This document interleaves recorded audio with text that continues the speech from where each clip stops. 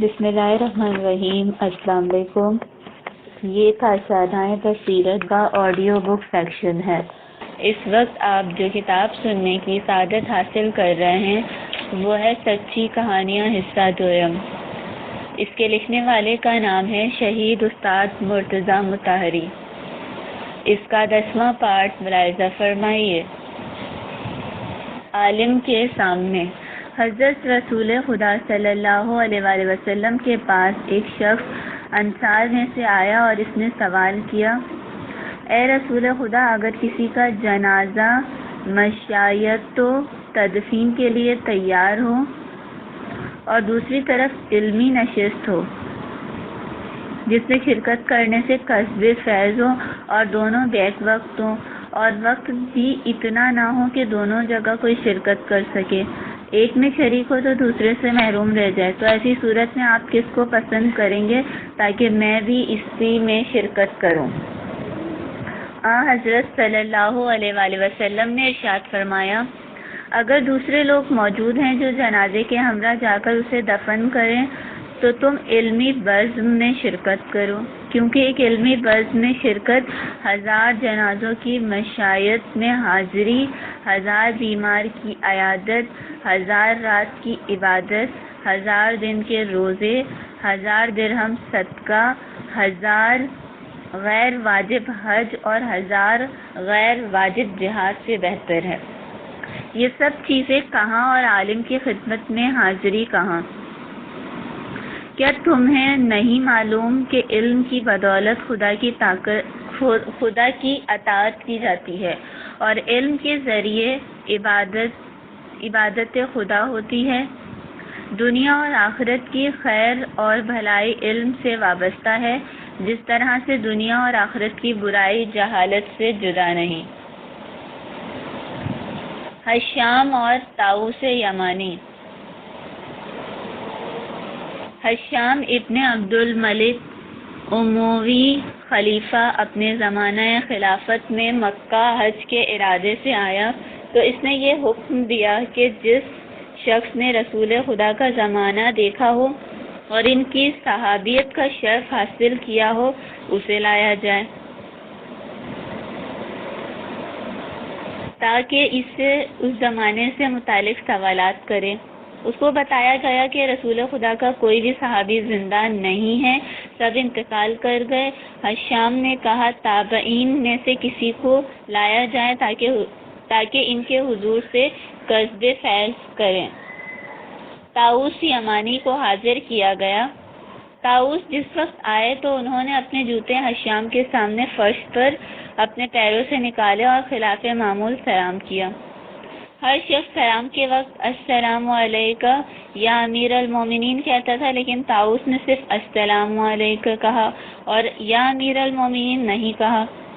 اس کے علاوہ یہ کہ فوراً حشام کے سامنے بیٹھ گئے اور بیٹھنے کی اجازت بھی نہ لی، جبکہ طریقہ یہ تھا کہ جب تک خلیفہ خود بیٹھنے کی اجازت نہ دینا لوگ اس کے سامنے کھڑے رہتے تھے۔ اور سب سے عجیب بات یہ ہے کہ طاؤس نے مزاج پرسی کے لیے یہ کہا، حشام تمہارا مزاج کیسا ہے؟ طاؤس کے کردار اور عمل نے حشام کو سخت غضبناک کر دیا۔ حشام نے طاؤس کی طرف رخ کر کے کہا، یہ سب کام تم نے میرے سامنے کیے، میں نے کیا کیا؟ یہ معلوم کرتے ہوئے کہ تم نے کیا کیا، تم نے اپنے جوتے میرے سامنے کیوں اتارے؟ مجھے امیر المومنین کہہ کر کیوں نہیں پکارا؟ میری اجازت کے بغیر میرے سامنے کیوں بیٹھے؟ اس توہین آمیز صورت میں میری مزاج پرسی کیوں کی؟ طاؤس نے جواب دیا، تمہارے سامنے جوتے اس لیے میں نے نکالے کہ دن میں خداوند عالم کے سامنے 5 مرتبہ نکالتا ہوں اور وہ اس طرح مجھ پر غضبناک نہیں ہوتا۔ میں نے تمام مومنین کا امیر کہہ کر اس لیے نہیں پکارا کہ تم واقعاً سب مومنین کے امیر نہیں ہو، بہت سے اہل ایمان تمہاری خلافت اور حکومت سے ناراض ہیں۔ تمہارا نام لے کر اس لیے پکارا کہ خدا نے اپنے پیغمبروں کا نام لے کر پکارا ہے اور قرآن میں یا داؤد یا یحییٰ یا عیسیٰ کہہ کر یاد کیا ہے۔ یہ عمل انبیاء جیسی شخصیتوں کے لیے توہین کا سبب نہیں ہے۔ اس کے برخلاف خدا نے ابو لہب کا ذکر نام کے ساتھ نہیں بلکہ کنیت کے ساتھ کیا ہے۔ تم نے جو یہ کہا تمہارے سامنے اجازت کے بغیر بیٹھ گیا، اس کی وجہ یہ ہے کہ میں نے حضرت علی علیہ السلام کو یہ فرماتے ہوئے سنا، اگر کسی جہنمی کو دیکھنا چاہتے ہو تو اس شخص کو دیکھ لو جو خود تو بیٹھا ہے لیکن لوگ اس کے اطراف میں کھڑے رہے ہیں۔ طاؤس کی گفتگو جب اس منزل پر پہنچی تو ہشام نے کہا، اے طاؤس مجھے مواعظہ کرو۔ طاؤس نے کہا، حضرت امیر المومنین علی ابن ابی طالب علیہ السلام سے سنا ہے کہ جہنم میں بڑے بڑے سانپ اور بچھو ہیں، ان کی ذمہ داری یہ ہے کہ اس امیر کو ڈسیں جو لوگوں کے ساتھ عدالت اور انصاف کا برتاؤ نہیں کرتا۔ طاؤس یہ کہہ کر اپنی جگہ سے اٹھے اور باہر چلے گئے۔ پینشن۔ ایک نصرانی بوڑھے نے زندگی بھر کام کر کے زحمتیں اٹھائیں لیکن ذخیرے کے طور پر کچھ بھی جمع نہ کیا، آخر میں نابینا بھی ہو گیا تھا۔ بڑھاپا اور نابینائی اور مفلسی سب ایک ساتھ جمع ہو گئی تھیں۔ بھیک مانگنے کے علاوہ اب اس کے لیے کوئی دوسرا راستہ نہ تھا، اس لیے وہ گلی میں ایک طرف کھڑے ہو کر بھیک مانگتا تھا۔ لوگ رحم کا برتاؤ کرتے ہوئے صدقے کے طور پر ایک ایک پیسہ اس کو دیتے تھے۔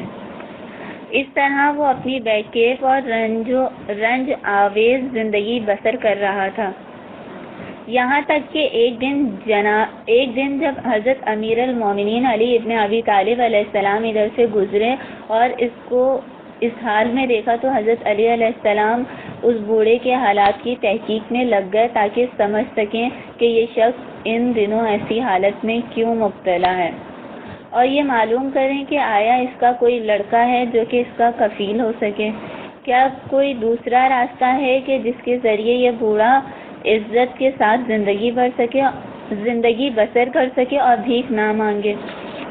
بوڑھے کو پہچاننے والے آئے اور انہوں نے گواہی دی کہ یہ بوڑھا شخص نصرانی ہے اور جب تک جوانی تھی اور آنکھ تھی کام کرتا تھا، اب جبکہ جوانی اور بینائی دونوں سے محروم ہو چکا ہے اور کوئی کام نہیں کر سکتا ہے، ساتھ ساتھ کچھ دولت بھی نہیں رکھتا، غیر اختیاری طور پر بھیک مانگتا ہے۔ حضرت علی علیہ السلام نے فرمایا، عجیب بات ہے، جب تک طاقت رکھتا تھا تم لوگوں نے اس سے کام لیے اور اب اس کو اس حال پر چھوڑ دیا ہے۔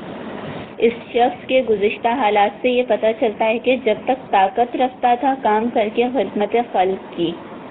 اس وجہ سے حکومت اور سماج کی یہ ذمہ داری ہے کہ جب تک یہ زندہ رہے اس کی ضروریات کو پورا کرے۔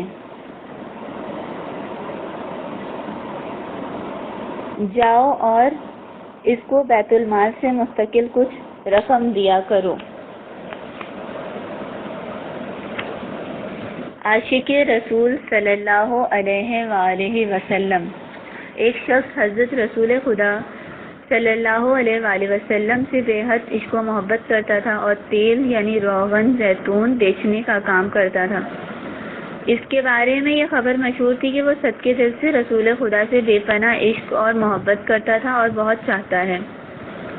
بہت محبت کرتا ہے اور بہت چاہتا ہے۔ اگر ایک دن بھی حضرت صلی اللہ علیہ وآلہ وسلم کو نہیں دیکھتا تھا تو بے تاب رہتا تھا۔ وہ جب بھی کسی کام کے سلسلے میں گھر سے باہر جاتا تھا تو پہلے مسجد یا رسول خدا کے گھر یا جہاں کہیں پیغمبر ہوتے تھے ہر ممکن ذریعے سے اپنے آپ کو وہاں پہنچاتا اور حضرت صلی اللہ علیہ وآلہ وسلم کی زیارت سے فرحت حاصل کر کے تقویت پاتا، پھر اپنے کام کے لیے جاتا تھا۔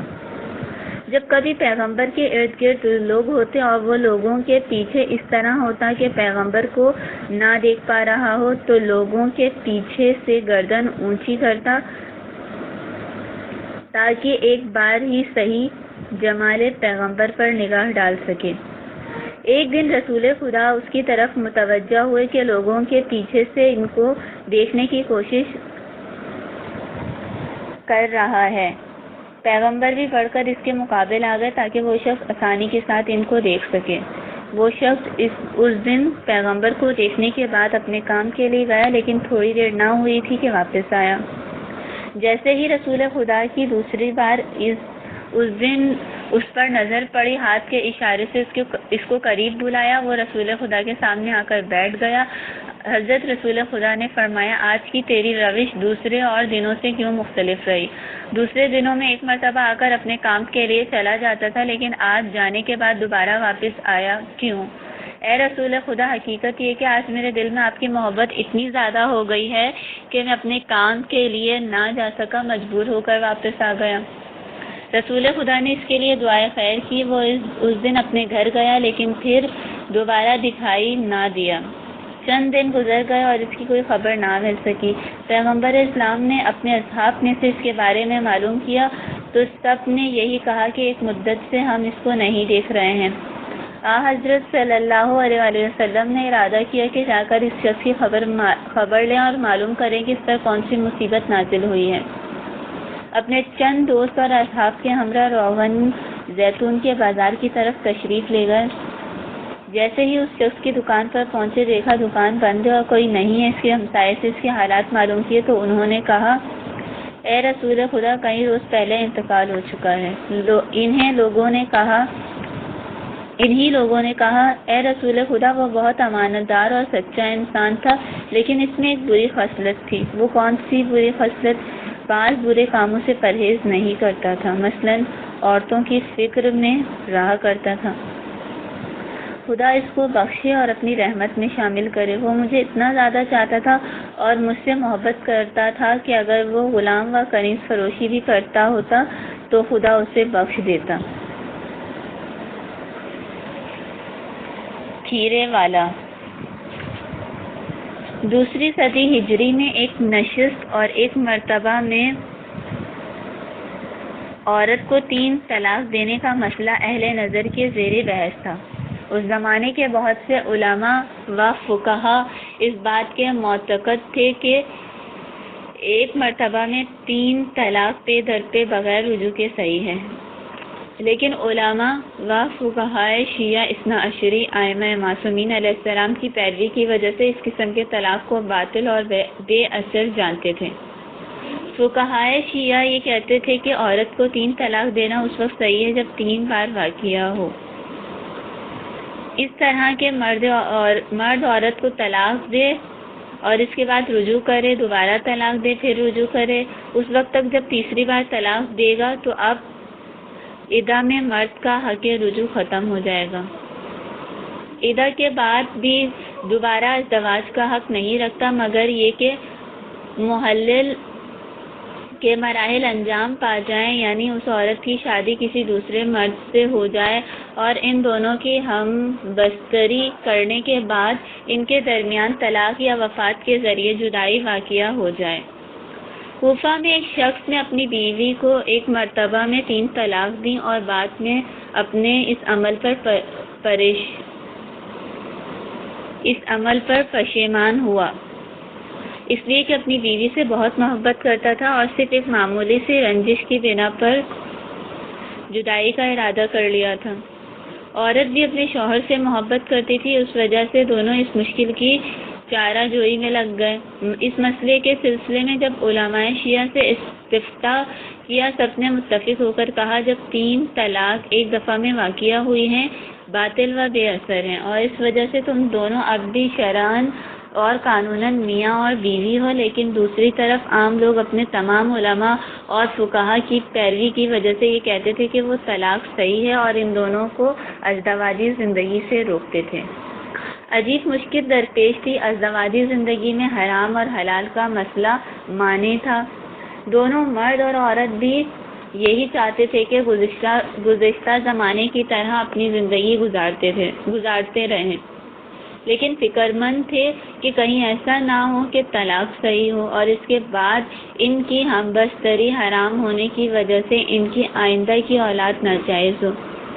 مرد نے ارادہ کیا کہ علماء شیعہ کے فتوے پر عمل کریں اور دی ہوئی طلاق کو کالعدم فرض کریں۔ عورت نے کہا، جب تک تو اپنے آپ اس مسئلے کو حضرت امام جعفر صادق علیہ السلام سے معلوم کر کے جواب حاصل نہ کرے گا، میرا دل مطمئن نہ ہوگا۔ حضرت امام جعفر صادق علیہ السلام اس وقت قدیم شہر حیرہ کوفہ کے نزدیک میں زندگی بسر کر رہے تھے۔ ان کو ایک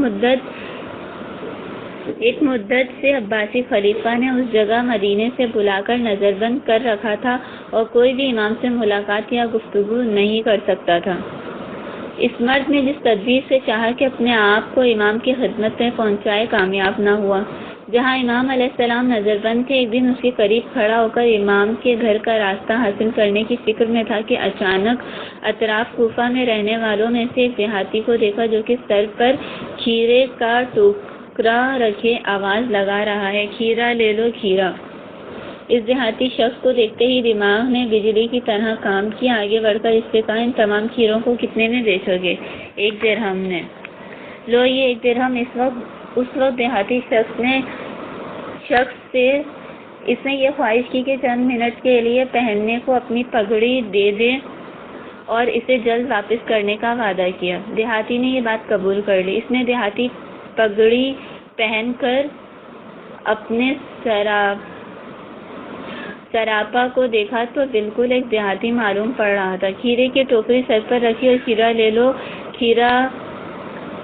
لو کھیرا کی آواز لگائی اور اپنا مقصد حاصل کرنے کے لیے امام علیہ السلام کے گھر کے پاس سے گزرا۔ جیسے ہی امام کے گھر کے سامنے پہنچا، ایک غلام باہر آیا اور اس نے کہا، اے کھیرے والے، یہاں آؤ۔ بغیر اس کے کہ نگہبان مامورین متوجہ ہوں، بہت آسانی سے اپنے آپ کو اس نے امام کی خدمت میں پہنچا دیا۔ امام علیہ السلام نے اس سے فرمایا، بہت اچھے، بہترین تدبیر اختیار کی، اب کہو کہ کیا پوچھنا چاہتے ہو؟ اے فرزند رسول، میں نے اپنی بیوی کو ایک دفعہ میں 3 طلاق دی۔ باوجود کہ تمام علماء شیعہ سے پوچھا، سب نے یہی کہا کہ اس طرح کی طلاق باطل و بے اثر ہے، لیکن پھر بھی میری بیوی کا دل مطمئن نہیں ہے۔ وہ یہ کہتی ہے کہ جب تک تو خود امام سے سوال کر کے جواب نہ لے لے گا، میں قبول نہ کروں گی۔ اس وجہ سے اس تدبیر کے ذریعے میں نے اپنے آپ کو آپ کی خدمت میں پہنچایا تاکہ اس مسئلے کا جواب لے سکوں۔ جاؤ، اطمینان رکھو کہ وہ طلاق باطل ہے اور تم دونوں شرعاً اور قانوناً ایک دوسرے کے میاں بیوی ہو۔ ام علا کی کہانی۔ ام علا کی گواہی، ام عین لام الف حمزہ، ام علا کی گواہی۔ مدینے میں مسلمانوں کے مجموعی طور پر 2 گروہ تھے، ایک اصلی باشندوں کا، دوسرا ان لوگوں کا جو رسول خدا کی مدینہ تشریف آوری کی وجہ سے دوسرے مقامات سے مدینہ آئے تھے۔ جو لوگ دوسری جگہوں سے آتے تھے مہاجرین اور اصلی باشندوں کو انصار کہتے ہیں۔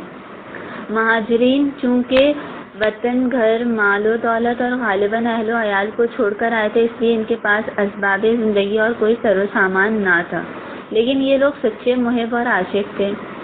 اس وجہ سے انصار اپنے دینی بھائیوں کی اپنے گھروں میں فراخ دلی سے مہمان نوازی کرتے تھے۔ مہمان اور میزبان کا امتیاز نہ کرتے تھے بلکہ مساوات اور برابری کا لحاظ رکھتے تھے۔ ان کو اپنے مال اور زندگی میں شریک شمار کرتے تھے اور کبھی ان کو اپنے سے مقدم شمار کرتے تھے۔ عثمان ابن مظعون ایک مہاجر تھے جو مکے سے آئے تھے، ایک انصاری کے گھر زندگی بسر کر رہے تھے۔ عثمان اس گھر میں مریض ہو گئے۔ گھر کے افراد مخصوصاً ام علا انصاری جو ایک ایماندار خاتون تھی اور ان لوگوں میں سے تھی جنہوں نے ابتدا ہی میں رسول کی بیعت کی تھی، عثمان ابن مظعون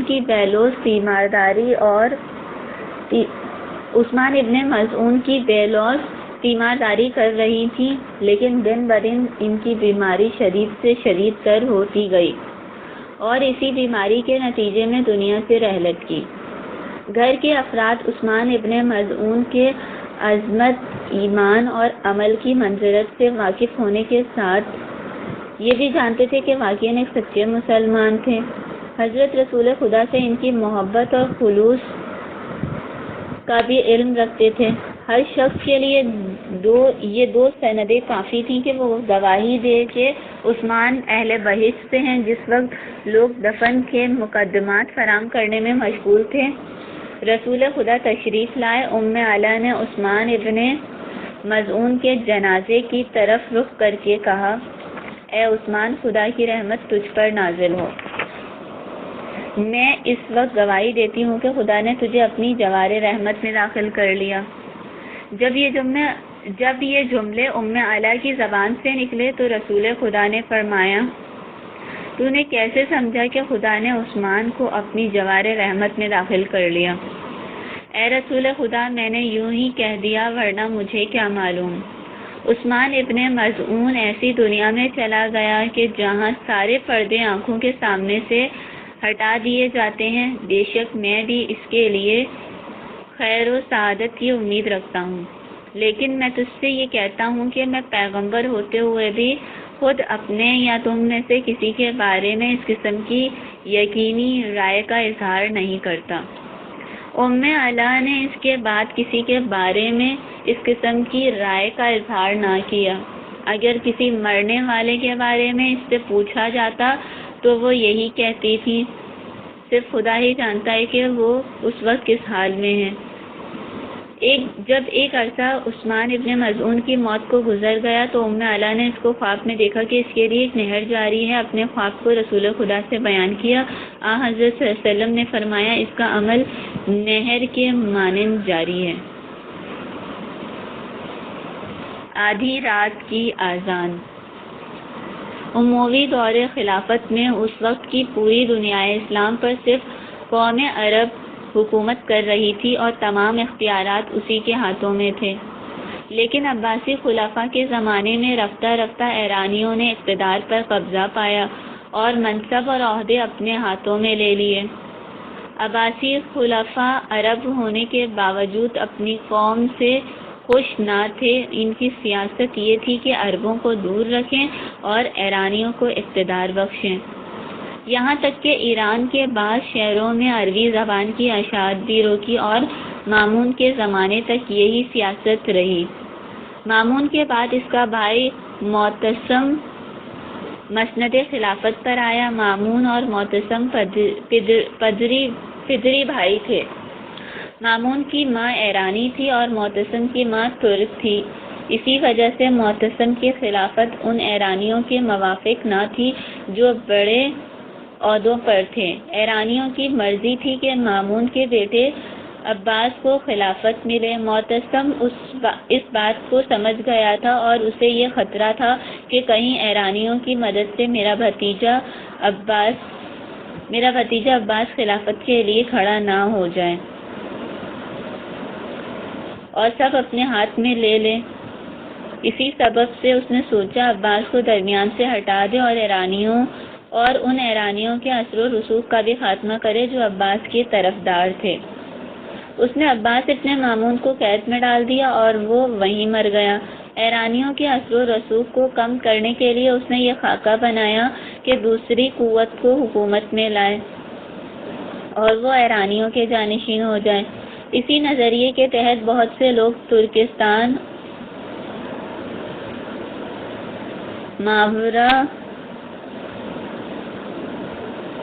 ماور انہر سے جو خلیفہ کے نانہائی بھائی تھے بغداد مرکز خلافت لائے گئے اور امور مملکت ان کے حوالے کر دیے۔ ابھی زیادہ دن نہ گزرے تھے کہ ترکوں نے تمام امور اپنے ہاتھ میں سنبھال لیے اور ان کی طاقت ایرانیوں اور عربوں سے زیادہ ہو گئی۔ ترکوں پر اطمینان اور اعتماد کی وجہ سے معتصم دن بدن ان کے اختیارات میں اضافہ کرتا رہا تھا اور اسی سبب سے بہت ہی کم وقت میں حکومت اسلامی کے اہم منصبوں پر ترک مسلط ہوئے۔ یہ تمام ترک مسلمان تھے اور عربی زبان سیکھے ہوئے تھے، اسلام کے لیے وفادار تھے، لیکن اسلامی تمدن اور تہذیب کے مرکز میں قدم رکھنے اور اختیارات ملنے کے درمیان زیادہ فاصلہ نہ ہونے کی وجہ سے معرف و تمدن اسلامی اور اس کے آداب سے زیادہ آشنائی نہ رکھتے تھے اور اسلامی خلق و خصلت نہ پائی تھی۔ اس کے برخلاف ایرانی پہلے سے مہذب تھے اور اسلامی اخلاق و آداب اور معارف بڑی دلچسپی سے حاصل کر چکے تھے اور اسلامی اخلاق کے حامل تھے۔ اسی کے ساتھ خدمت اسلام میں خود پیش قدمی کرنے والوں میں شمار ہوتے تھے۔ جس زمانے میں تمام امور ایرانیوں کے ہاتھوں میں تھے، زیادہ تر لوگ خوش اور راضی تھے، لیکن جب ترک ان کی جگہ پر آئے اور انہیں اختیارات ملے تو ایسا وحشیانہ کردار پیش کیا جس نے عوام الناس کو ناراض اور غضبناک کر دیا۔ ترک سپاہی جب اپنے گھوڑوں پر سوار ہو کر بغداد کے کوچے اور سڑکوں پر نکلتے تو اس بات سے بے پرواہ ہوتے تھے کہ اچانک کوئی انسان ان کی سواری کی زد میں آ جائے، اور ایسے بہت سے اتفاق ہوئے کہ عورتیں، بچے، بوڑھے اور ایسے افراد جو مجبور تھے ان کے گھوڑوں کی ٹاپوں سے پامال ہو گئے۔ لوگ اتنا زیادہ تنگ آئے کہ انہوں نے معتصم سے تقاضا کیا کہ وہ اپنا دارالحکومت بغداد کے علاوہ کہیں اور منتقل کر دیں، اور لوگوں نے اس بات کی طرف بھی توجہ دلائی کہ اگر وہ ایسا نہیں کرتا تو ہم جنگ کریں گے۔ معتصم نے کہا، یہ لوگ کس طاقت کے سہارے ہم سے جنگ کریں گے؟ ہمارے پاس 80,000 مسلح فوج ہے۔ لوگوں نے جواب دیا، رات کی تاریکیوں کے سہارے یعنی آدھی رات کی بددعائیوں سے تجھ سے جنگ کرنے آئیں گے۔ بددعاؤں سے۔ معتصم نے اس گفتگو کے بعد لوگوں کی بات مان لی اور بغداد کے بجائے سامرا کو مرکز بنا لیا۔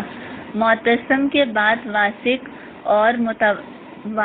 متوکل، منتظر اور بعض دوسرے خلفاء کے زمانے تک تمام امور ترکوں کے ہاتھوں میں تھے اور خلیفہ انہی کے اشاروں پر چلتا تھا۔ بعض عباسی خلفاء نے ترکوں کی دسترس کم کرنے کی کوششیں کی لیکن ناکام رہے۔ ایک عباسی خلیفہ جس نے ان امور کی نوعیت میں کسی حد تک تبدیلی لانے میں تھوڑی بہت کامیابی حاصل کی اور ترکوں کے اثر و رسوخ کو کم کیا، وہ المعتضد تھا۔ معتضد کے زمانے میں ایک بوڑھا تاجر جس کی ایک بڑی رقم ایک فوجی سردار پر باقی تھی اور وہ کسی صورت اس سے وصول کرنے میں کامیاب نہ ہو سکا، مجبوراً اس نے ارادہ کیا کہ اس سلسلے میں خلیفہ سے ملے، مگر جب بھی دربار خلافت کی طرف آیا خلیفہ تک پہنچنے میں ناکام رہا، اس لیے کہ خادم اور دربان اسے اندر جانے سے روک دیتے تھے۔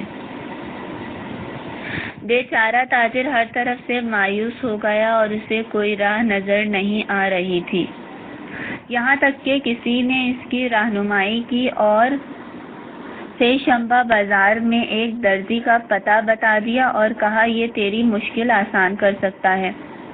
بوڑھا تاجر درزی کے پاس آیا اور اس درزی نے سپاہی کو حکم دیا کہ اس کا قرض ادا کر دے۔ سپاہی نے بھی بغیر کسی تعطل کے رقم واپس کر دی۔ اس واقعے نے تاجر کو سخت تعجب میں ڈال دیا اور اس نے درزی سے اصرار کیا کہ بتائے ماجرا کیا ہے؟ یہ لوگ جو کسی کی بات نہیں مانتے وہ تیرے حکم کی اطاعت کرتے ہیں۔ درزی نے کہا، ایک واقعہ ہے جسے میں تیرے سامنے دہرائے دیتا ہوں۔ ایک دن ایک راستے سے گزر رہا تھا کہ ایک خوبصورت عورت بھی اسی وقت وہاں سے گزری۔ اتفاقاً ایک ترک افسر شراب کی مستی میں اپنے گھر سے نکلا اور دروازے پر کھڑا لوگوں کو دیکھ رہا تھا، یہاں تک کہ اس کی نگاہ اس خوبصورت عورت پر پڑی۔ اس پر نگاہ پڑتے ہی دیوانہ وار لوگوں کو آنکھوں کے سامنے اس عورت کو بغلگیر کیا اور اپنے گھر کی طرف کھینچ لے گیا۔ اس عورت نے فریاد اور استغاثہ کی آواز بلند کی، اے لوگوں، میری فریاد کو پہنچو، میں ایسی عورت نہیں ہوں، باعزت خاتون ہوں۔ میرے شوہر نے قسم کھائی ہے کہ اگر ایک شب بھی گھر سے باہر رہی تو مجھے طلاق دے دے گا، میرا گھر برباد ہو جائے گا، لیکن مارے خوف کے کسی کی جرأت نہ ہوئی کہ سامنے آتا۔ میں آگے بڑھا، اس افسر سے نرم کلامی سے التماس کی کہ اس عورت کو چھوڑ دے، لیکن اس نے اپنے ہاتھوں میں لیے ڈنڈے سے میرے سر پر اتنی زور سے مارا کہ سر پھٹ گیا اور وہ اس عورت کو گھر کے اندر کھینچ لے گیا۔ میں وہاں سے ہٹا، کچھ لوگ اکٹھا کیا اور سب مل کر اس افسر کے دروازے پر پہنچے اور اس عورت کی آزادی کا تقاضا کیا۔ اچانک وہ اپنے نوکروں کے ساتھ گھر سے نکلا اور ان سب نے مل کر ہماری پٹائی کی اور ہم سب منتشر ہو گئے۔ میں بھی اپنے گھر آیا، لیکن ایک لمحہ کے لیے بھی اس عورت کا خیال ذہن سے نہیں نکلا۔ میں ڈرتا تھا کہ اگر یہ عورت صبح تک اس مرد کے پاس رہی تو اس کی پوری زندگی تباہ ہو جائے گی اور اسے پھر اپنے آشیانے کا راستہ نہ ملے گا۔ آدھی رات تک میں اسی فکر میں رہا۔ اچانک میرے ذہن نے ایک نقشہ کھینچا۔ میں نے اپنے آپ سے کہا، آج رات یہ مست ہے اور اسے وقت کی خبر نہیں۔ اگر اس وقت اذان سنے گا تو سمجھے گا صبح ہو گئی اور عورت کو آزاد کر دے گا۔ اس صورت میں عورت رات گزرنے سے پہلے اپنے گھر پلٹ سکتی ہے۔